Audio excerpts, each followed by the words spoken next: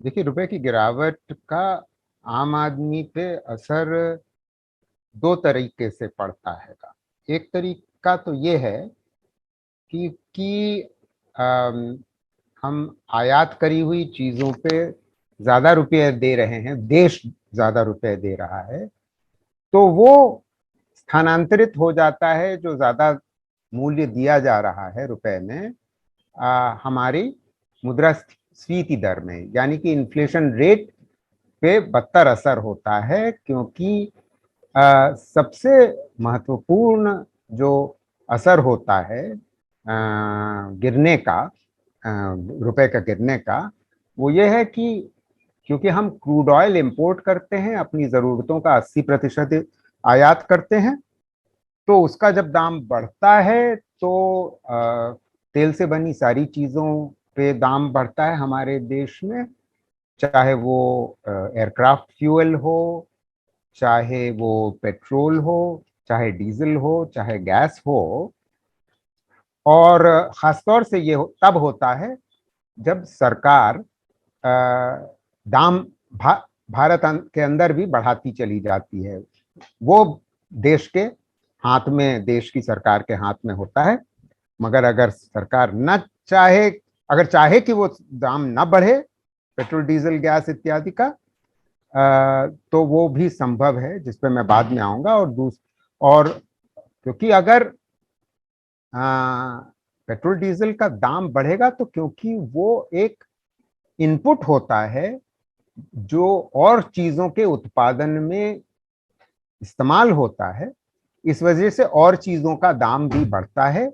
और यही एक बहुत बड़ा कारण है कि मुद्रास्फीति दर हमारे देश में बढ़ी हुई चल रही है, खास तौर से पिछले 6-8 महीनों में, जब से अंतर्राष्ट्रीय दाम बढ़ा हुआ है। तो उसमें तो रुपए की का दर गिरने से वो अंतर्राष्ट्रीय दर जो है उसमें और इजाफा हो जाता है आम आदमी के लिए।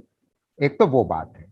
मगर एक दूसरा सकारात्मक असर भी होता है या हो सकता है, वो है कि हमारे जो निर्यात हैं, हमारे जो एक्सपोर्ट्स हैं, वो बाहरी लोगों के लिए सस्ते हो जाते हैं। तो उनकी संभवतः डिमांड बढ़ सकती है, उनकी खपत बढ़ सकती है। और ये हमारे निर्यात के लिए ही मुफीद नहीं है, ये हमारी रोजगार पैदा करने की मादे को भी असर करेगी। क्योंकि अगर निर्यात बढ़ेगा तो जो इकाइयां हमारे देश की, या जो एग्रीकल्चरल एक्सपोर्ट्स हैं हमारे, वो भी बढ़ेंगे, तो उसमें रोजगार बढ़ेगा। तो ये मोटे मोटे दो बड़े बड़े असर हैं, एक नकारात्मक और एक सकारात्मक। जी। तो अगर आप ये पूछ रहे हैं कि ये हो क्यों रहा है, तो अब उस पे आता हूं मैं, अब क्यों हो रहा है। तो एक सबसे बड़ा जो तात्कालिक कारण है वो ये है कि क्योंकि भारत एक बहुत खुली अर्थव्यवस्था हो गई है पिछले 25-30 सालों में, आ, तो अंतर्राष्ट्रीय स्तर पे जो भी चीजें होती हैं, उनका हमारे देश पे असर होता है। अब जैसे अगर अमेरिका का जो फेडरल रिजर्व बैंक है, जो सेंट्रल बैंक है उनका, हमारा रिजर्व बैंक ऑफ इंडिया का इक्विवेलेंट है, उसने अभी हाल में अपनी इंटरेस्ट रेट्स बढ़ा दी। अब अमेरिका में इंटरेस्ट रेट्स बढ़ा दी। जब इंटरेस्ट रेट वहां अभी तक कोविड की वजह से बहुत कम कर रखी थी फेडरल रिजर्व ने, वो जब बढ़ाई, तो उसका असर ये हुआ कि हमारे देश में जो फॉरेन इंस्टीट्यूशनल इन्वेस्टर्स थे हमारी दलाल स्ट्रीट में, कैपिटल मार्केट्स में, उन्होंने पैसा भारत के कैपिटल मार्केट से निकाल करके वो वापस ले गए, क्योंकि वहां उनको थोड़ा मुनाफा बेहतर लग रहा था। तो ये सबसे बड़ा फौरी कारण है। और दूसरा फौरी कारण ये है कि क्रूड ऑयल के दाम यूक्रेन के युद्ध की वजह से अंतर्राष्ट्रीय स्तर पर बढ़े हैं, तो उसकी वजह से डॉलर की डिमांड, भारत की डॉलर की डिमांड ही बढ़ गई। जब डॉलर की डिमांड बढ़ेगी तो डॉलर और स्ट्रेंथन होगा। तो इसको अंतर्राष्ट्रीय स्तर पे देखें तो क्योंकि हर विकासशील देश से पैसा फेडरल रिजर्व की ओर वापस गया है, यानी कि अमेरिका की ओर वापस गया है, तो सारी इमर्जिंग मार्केट इकोनॉमीज, विकासशील देश की जो उनकी करेंसी है वो गिरी है रुपए की तरीके से। हमारी थोड़ी कम गिरी है, मगर पॉइंट यह है कि सारी गिरी है। तो मोटे तौर पे ये एक बहुत व्यापक चीज दुनिया भर में हो रही है, मगर इसका असर हमको खास तौर से नकारात्मक इसलिए देखने को मिलेगा, मतलब शॉर्ट रन में मैं कह रहा हूं, मीडियम रन में फायदेमंद हो सकता है, जैसे मैंने बताया कि हमारे निर्यात बढ़ सकते हैं, मगर शॉर्ट रन में, क्योंकि आपको जैसे ज्ञात है कि हमारी मुद्रास्फीति दर 6% से अधिक चल रही है काफी समय से, और जो खाद्य पदार्थ हैं यानी फूड इन्फ्लेशन है, उनकी मुद्रास्फीति दर उससे भी ज्यादा चल रही है। मुझे आपको बताने की जरूरत नहीं है कि दालों का, तेल का और खाद्य पदार्थों का दाम किस तरीके से बढ़ रहा है। तो उस ये जो मुद्रा, जो रुपी गिरा, उससे जो पेट्रोल डीजल पे दाम का असर आया और उससे जो मुद्रास्फीति बढ़ेगी, तो ऐसी स्थिति में और स्थिति गंभीर हो जाती है। इसलिए भारत सरकार की एक जिम्मेदारी बनती है कि आम आदमी को इन अंतर्राष्ट्रीय नकारात्मक जो असर हैं उनसे बचाने के लिए, इनसे बचाव करने के लिए टैक्सेस जो पेट्रोल और डीजल पे लगाए जा रहे हैं, जो निरंतर बढ़ रहे हैं पिछले साल 1.5 साल से और अप्रत्याशित रूप से बढ़ रहे हैं, उसमें कमी लाने के बजाय ये सरकार बढ़ाए चले जा रही है। तो मतलब ये तो बिल्कुल उल्टा हो रहा है जो होना चाहिए सरकार की ओर से। गोल्ड का आयात हमारे देश में, सोने का आयात ज्वेलरी बनाने के लिए और फिर उसका उसका निर्यात करने के लिए बहुत सबसे बड़ा कारण यही है। अब जो इन्होंने उस पे आयात कर लगाया तो गोल्ड पर, उसका एक उद्देश्य यही था कि मतलब हम, क्योंकि हम नहीं चाहते कि आयात बहुत ज्यादा हो जाए, तो हम उस पर कमी रखेंगे तो उसका फायदा आरबीआई और देश को ये होगा कि जो हमारे निर्यात और आयात में अंतर है वो ज्यादा नहीं बढ़ेगा, क्योंकि वो आयात और निर्यात में जो अंतर है वो उसको कहते हैं करंट अकाउंट डेफिसिट। और अधिकतर विकासशील देशों की ये स्थिति होती है कि वो आयात ज्यादा करते हैं, निर्यात कम करते हैं, तो वो डेफिसिट में रहता है। और जब डेफिसिट एक स्ट्रक्चरल हो जाता है और दूरगामी हो जाता है, निरंतर चलता रहता है, तो ऐसी स्थिति में वो होता ये है कि रुपए पे प्रेशर बना रहता है कि रुपए गिरेगा। तो इसलिए बहुत जरूरी है कि सरकार को एक ऐसी नीति अपनानी चाहिए जिसके दो उद्देश्य। पहली चीज, एक उद्देश्य ये होना चाहिए कि जो रुपया गिरे वो धीमे धीमे गिरे, अकस्मात न गिरे। जो हो रहा है, ज्यादा गिर रहा है, तेजी से गिर रहा है, जिसका मुद्रास्फीति पे असर की चर्चा हम कर चुके थे। और उसका दूसरा उद्देश्य ये होना चाहिए कि उसको अगर धीमे धीमे गिरते देना दे सरकार, तो उसका फायदा मीडियम रन में, मध्यकाल में आप पाएंगे कि देश के निर्यात बढ़ेंगे, कि देश के जो निर्यात के पदार्थ या सेवाएं हैं उनकी खपत और देशों में बढ़ेगी। और ये इस इस संदर्भ में इसको लेना चाहिए। ये जो बात है कि चक्कर ये है कि हमारे देश की जो मुद्रास्फीति दर है, इन्फ्लेशन रेट है, वो हमारे कंपेटिटर्स यानी कि एक्सपोर्ट कंपेटिटर्स के मुकाबले वो ज्यादा है।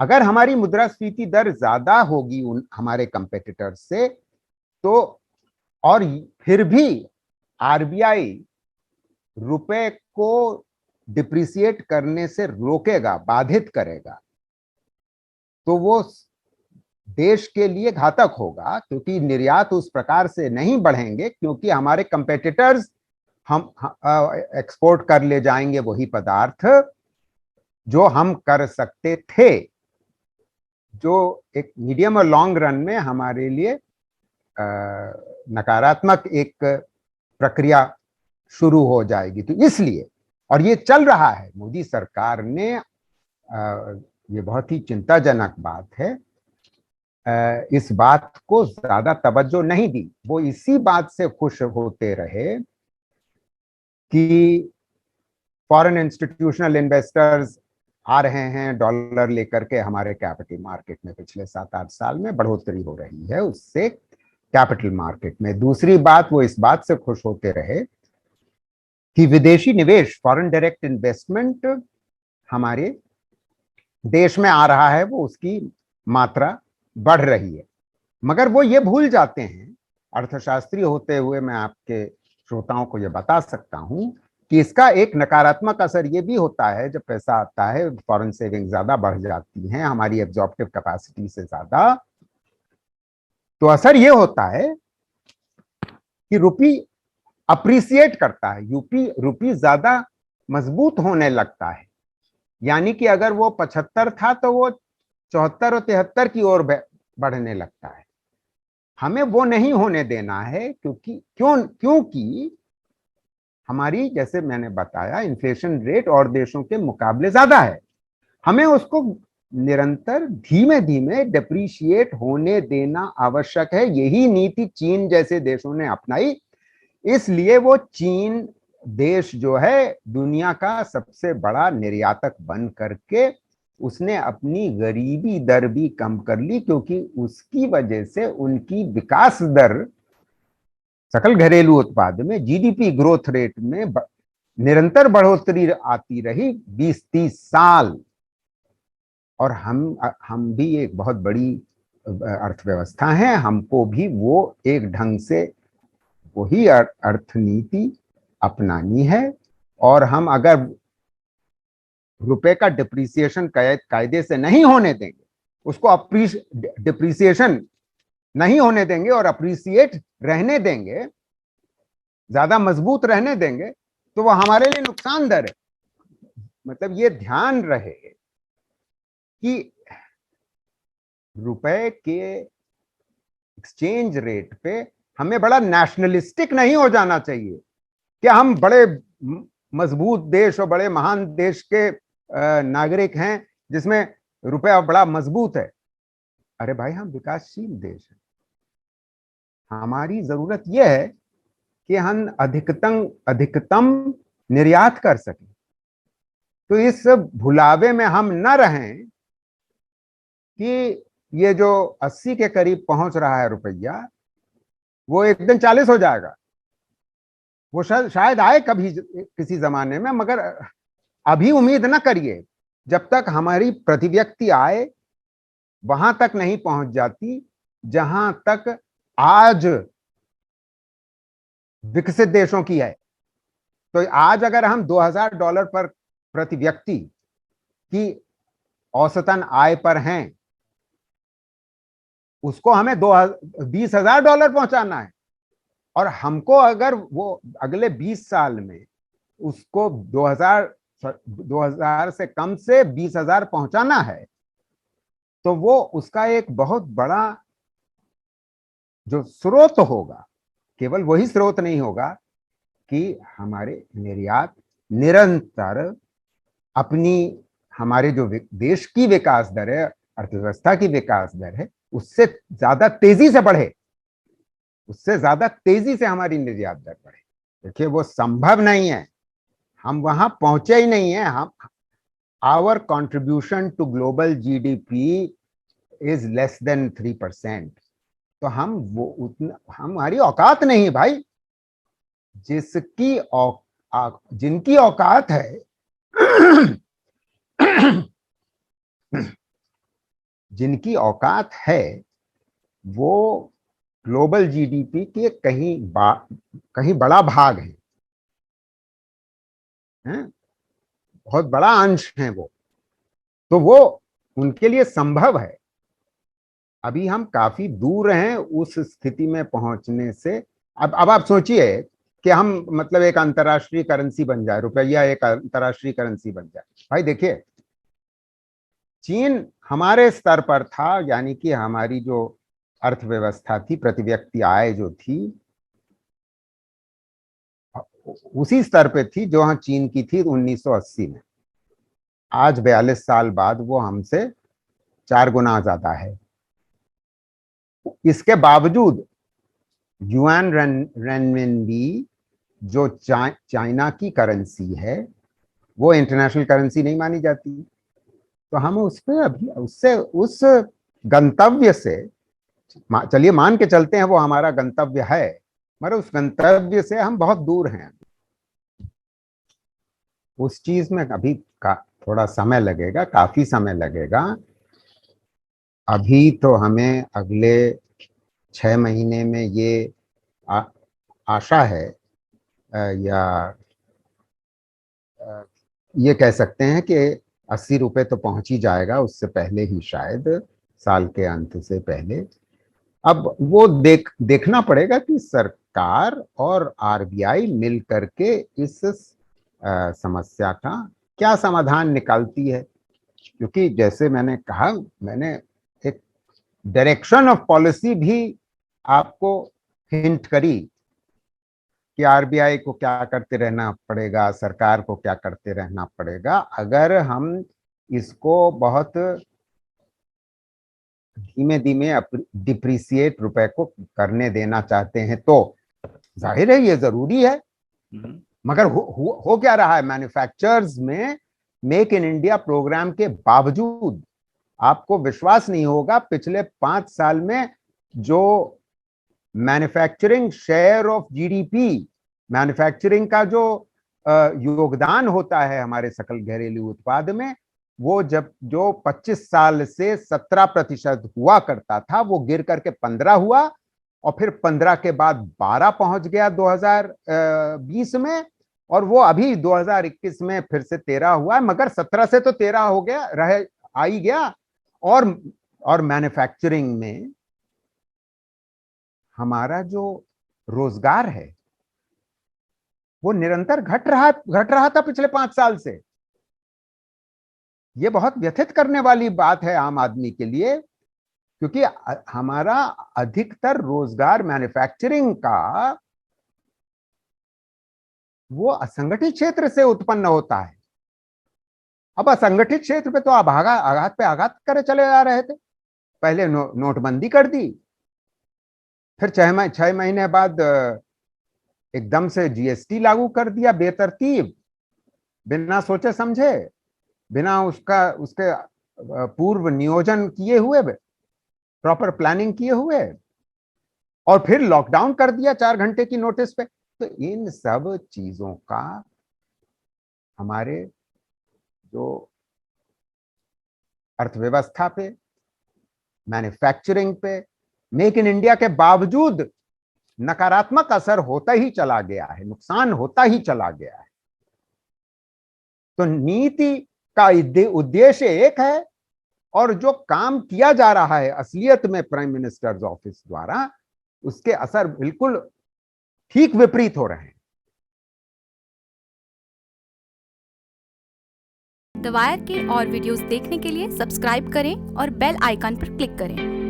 स्वतंत्र पत्रकारिता की आर्थिक मदद करने के लिए डिस्क्रिप्शन में दिए गए लिंक पर जाएं और अपनी राशि चुनें।